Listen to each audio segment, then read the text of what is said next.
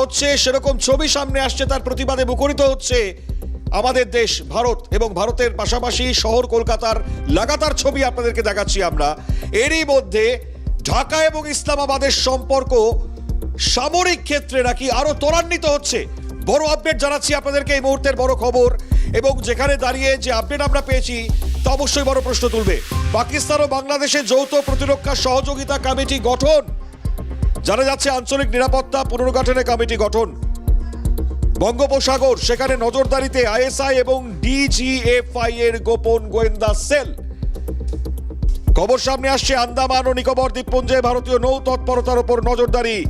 হাসিনা সরকারের পতনের পর বাংলাদেশ পাকিস্তান সম্পর্কে কৌশলগত পরিবর্তন। কি বক্তব্য উঠে আসছে শোনাই আপনাদের। अगर कोई माशी दबाव बांग्लादेश पे डालने की कोशिश करेगा या बांग्लादेश की खुद मुख्तारी पे अटैक करने की कोशिश करेगा तो पाकिस्तान की बाशऊर अवाम आपके साथ खड़ी होगी। अब मैं ब्राह्मण साम्राज्य को बड़ा एक क्लियर मैसेज देना चाहता हूं कि अगर अब किसी ने मेरी निगाह उठा के बांग्लादेश की तरफ देखा ना, तो पाकिस्तानी अवाम, पाकिस्तानी फौज और हमारे मिसाइल आपसे दूर नहीं है। अगर कोई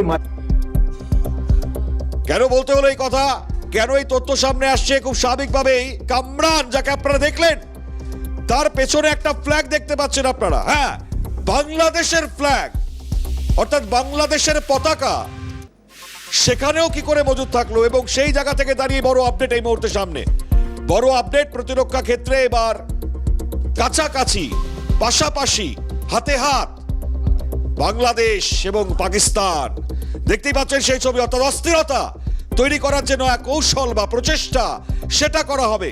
তো ভারত তো ছেড়ে কথা বলবে না। ইতিমধ্যে আপনারা জানেন যে বাংলাদেশের তরফ থেকে অনেক সুর নরম করে বাণিজ্যের ক্ষেত্রে আবার ত্বরান্বিত করার চেষ্টা করছে বাংলাদেশ। কথাবার্তা চালু করেছে বাংলাদেশ, এবং যেভাবে ভারতের কাছে বা ভারত সরকারের কাছে সমস্যার কথা তুলে ধরে তারা যখন পরিস্থিতির বদলাবার কথা বলছেন, তারই মাঝে এই ধরনের ছবি, সেটা কিসের ইঙ্গিত দিচ্ছে?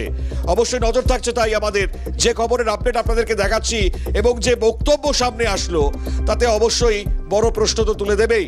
আরো একটা ছবি দেখাই আপনাদেরকে, যে ছবিটা গুরুত্ব রাখবে অবশ্যই।